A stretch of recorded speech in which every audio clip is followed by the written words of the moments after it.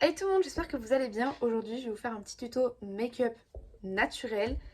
Enfin, en tout cas, tuto make-up, même s'il y a des parties qui sont pas naturelles, c'est quand même un tuto maquillage en général où je vais juste vous montrer comment faire. Voilà, c'est tout. N'oubliez pas de vous abonner et de liker la vidéo si ce n'est pas encore fait. C'est un énorme soutien parce qu'on vise les 10 000 abonnés pour mon cadeau d'anniversaire, entre guillemets. Bref, bonne vidéo. Ok, donc à chaque début de make-up, il faut mettre une base. Donc moi, c'est un primer de chez Action. La marque du coup de Action, Max More. Je sais pas à quoi sert cette couleur, mais elle est... le primer n'est pas teinté. Je n'ai... Il n'y a pas de partenariat commercial ou quoi que ce soit. Donc du coup, j'en mets simplement un petit trait. Oula.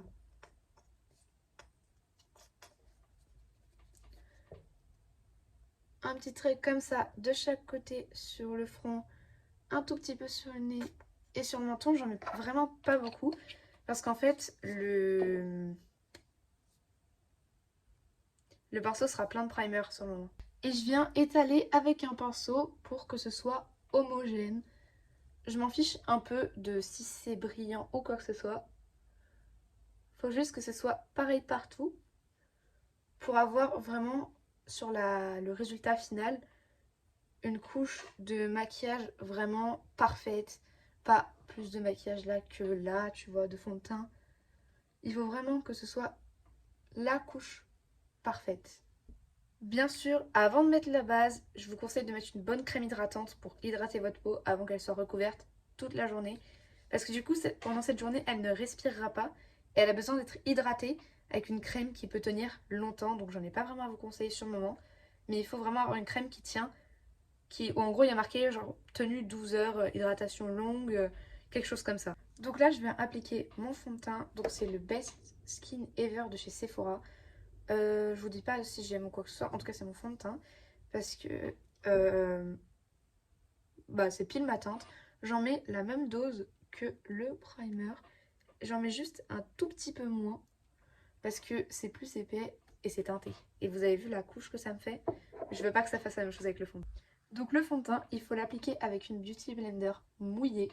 Enfin, humide en tout cas. Faut pas qu'elle goûte, qu'elle dégouline d'eau. Parce que comme ça, elle va absorber beaucoup moins de produits vu qu'elle sera déjà remplie, ce qui permettra beaucoup moins de gâchis de matière dans l'éponge et garantit une couvrance maximale. Et du coup, vous pouvez mettre moins de fond de teint pour un même rendu et garder votre fond de teint plus longtemps et faire des économies. Donc le fond de teint, je vais l'appliquer partout, même à dépasser sur mes sourcils. J'abuse aux endroits où je sais que je ne mettrai rien d'autre par-dessus. C'est-à-dire sur mon front, à part je poudrerai bien sûr, mais je ne mettrai pas de bronzer, de blush et tout sur mon front. Donc je blende vraiment parfaitement. Ensuite, je passe au bronzer contouring comme vous voulez. Donc le mien c'est celui de chez She Glam, donc Shane. Euh, avec une petite éponge comme ça. Donc là, je vais vous montrer les endroits où il faut l'appliquer, puisque plein de gens, même moi avant, ne l'applique par exemple ici ou comme ça. Vraiment, je vais vous montrer exactement comment je fais moi. Peut-être que c'est pas exactement ça qu'il faut faire. Mais bon. Donc là, vous voyez, vous avez votre hausse. Vous pouvez faire comme ça. Et il va ressortir. Et moi, en fait, je fais un tout petit peu de point qui descendent juste en dessous de votre os. En gros, là, ça démarre sur mon os. Mais là, ça finit en dessous. Je mets que ça parce que j'ai la peau très claire. Et je fais pareil de plus en plus petits points. Comme ça. Sur le front, il faut mettre des plus gros aux plus petits points. Donc moi je ne mets pas ici parce que j'ai un épi et ça ne se verra jamais. Pour le contouring du nez, je vous conseille de prendre un pinceau. Moi j'en ai pas de propre. Donc je vais vous montrer. Vous voyez, ça c'est largement assez parce que sinon ça fera trop fourni. Voilà, là j'en ai mis un peu trop, mais c'est pas grave. Et j'en mets là aussi. Là vraiment j'en mets très très très peu parce qu'on veut juste avoir un effet d'ombre et de creuser on va dire. et pas un effet nez refait. Donc là, je viens estomper tout en descendant vers le bas sans monter pour pas trop monter le bronzer. Comme ça. En gros, j'essaye de baisser la matière. Bon, là j'ai un bouton, j'ai même pas mis de fond de teint dessus. Quitte à aller dans les cheveux, on les démaquillera après, mais il faut surtout pas de traces. Donc là, ma technique pour les côtés du bronzer, pour pas que ça fasse une grosse trace, c'est en fait quand vous estompez, vous le faites tout droit comme ça. Et vraiment ma technique, c'est de prendre la Beauty Blender comme ça et d'estomper. Ça fait une beaucoup plus grande surface et c'est beaucoup plus pratique pour estomper le haut, pour pas que ça fasse un grand trait. Pour le nez, je viens faire à peu près la même chose. En fait, je viens prendre le trait et je viens l'allonger, en faire un long, puis je viens l'estomper vers le bas. Et après, je vais dégrader vers le haut de la même façon. Mais en tout cas, tout le surplus de matière, on le descend vers le bas et pas vers le haut. Sinon, ça vous fera un nez complètement marron. Bon, mon nez est un peu bancal vers ce côté-là, donc c'est pour ça que ça fait ça.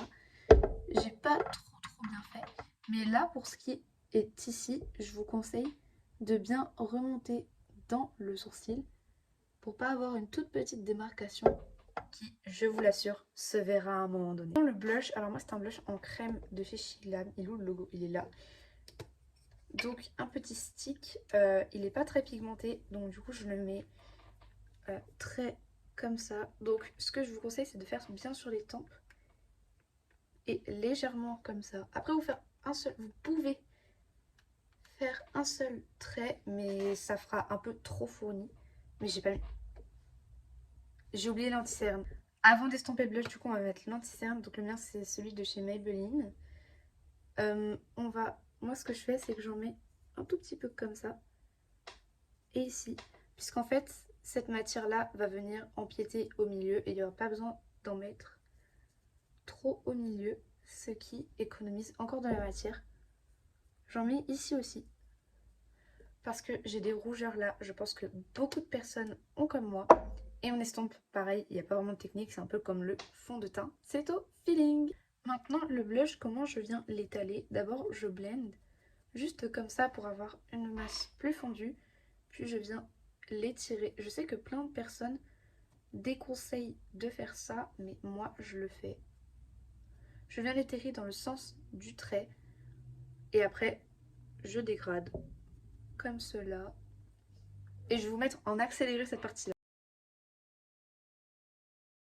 Donc moi j'utilise la poudre de chez Normal, la Banana Dreams, que j'étale avec un pinceau comme cela. Je pense pas que ce soit un pinceau fait pour ça. Il pleut, mais je trouve très pratique. D'abord, en fait, avec la poudre, il faut venir... déjà j'en mets partout pour matifier mon teint, parce que je déteste quand c'est glowy. Et en même temps, je viens avec une houppette bien en mettre en dessous pour pouvoir faire le fard à paupières pour que quand il y ait des chutes, ça tombe sur la poudre et ça ne pénètre pas dans le fond de teint et que ça vous fasse des traînées toute seule toute la journée. Donc je viens en mettre partout, attention. Vous voyez comment ça a matifié déjà? Je vais vous mettre ça en accéléré aussi, c'est trop drôle.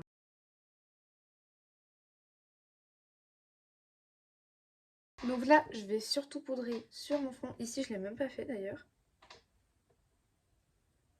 Vous voyez la différence? Je viens surtout poudrer du coup sur cette partie-là, ici, et surtout là. Parce que là, quand ça brille, c'est horrible. Mais vraiment, quand je dis horrible, on a l'impression que vous transpirez, vous avez super chaud toute la journée. Vraiment, c'est horrible. Bref, ensuite, je vous conseille de prendre une houppette et de mettre de la poudre comme ça en appuyant, juste en tapotant. Et après, d'enlever, du coup, faut vraiment qu'il y ait beaucoup de poudre qui se voit. Et après, d'enlever l'excédent de poudre pour éviter justement, lors du fard à paupières, d'en avoir partout. Mais moi, je n'ai pas de houppette. Du coup, je passe directement à l'highlighter. Vous allez croire que j'ai un highlighter Charlotte Tilbury. Non, c'est un dupe. Oui. Je l'ai acheté sur Shein et je trouve qu'il fait l'affaire. Mais il a quand même explosé. Donc bon. Je vais en mettre à peu près où j'ai mis du blush. Donc je mets juste ça de ce côté. Et la même chose du coup sur ma tempe. ici. J'en mets un peu sur le bout du nez. Et j'en mets sur la ligne ici. J'ai mis un peu trop à gauche. Et j'aime bien en mettre un petit peu sur le menton. Il est très peu pigmenté. Genre quand on est là, ça se voit pas. C'est pour ça que j'en mets autant. Et vous allez voir, ça rend trop bien. Du coup, je vais tapoter au doigt, comme ça.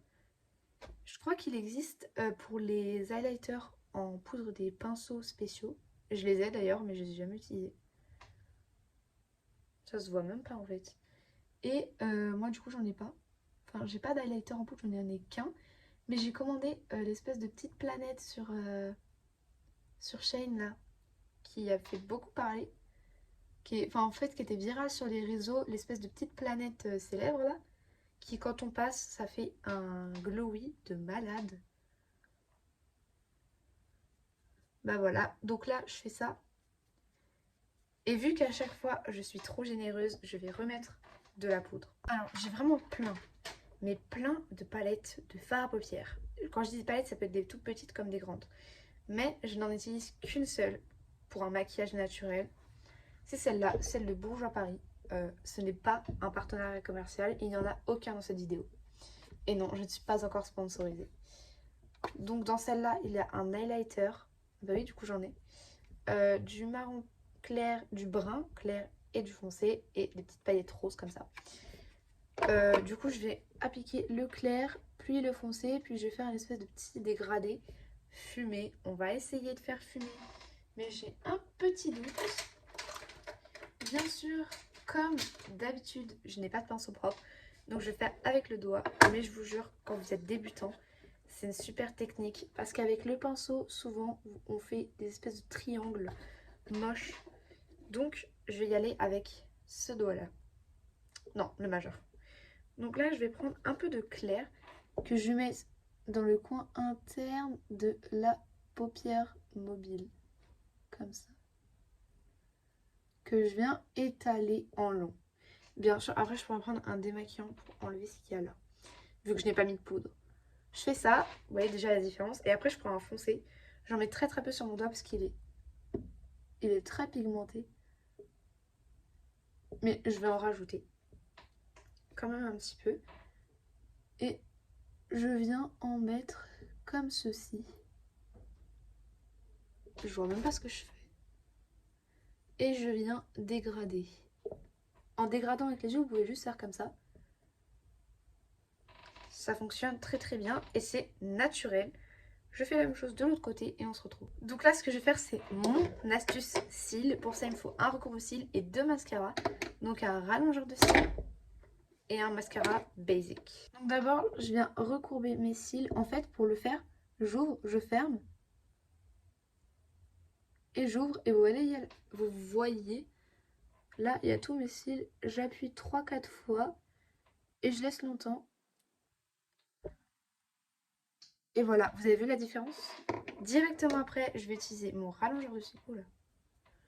Mon rallongeur de cils qui se présente comme ceci. Je l'ai acheté sur Shein. Donc vraiment, il est tout petit. Hein. Et je viens en mettre sur mes cils du haut seulement. Voilà, bon, normalement, faut... Ok, faut prendre un miroir en bas, le mettre vers le bas, et comme ça, on regarde d'en haut, et on peut avoir l'œil, on a l'impression d'avoir l'œil complètement ouvert, alors que non. Je vais enlever ça et je reviens. Je pourrais m'arrêter là, mais moi, je veux vraiment un mascara très voyant.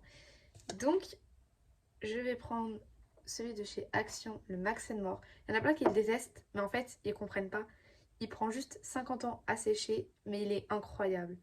Regardez, vous voyez le avant? Regardez après seulement 2 coups. Il est mais génial. Regardez, c'est incroyable. Ensuite, je viens avec celui-là en appliquer, bien sûr, le rallongeur, hein, surtout pas l'autre. Sinon, ça va faire des gros paquets. J'en applique un petit peu sur les cils du bas. Donc pour les cils du bas, c'est l'inverse. Le miroir, prenez-le vers le haut pour pouvoir vraiment avoir un visu sur vos cils et sur vos cernes pour ne pas en mettre partout. J'ai un cil dans mon mascara. Je sais pas si on voit.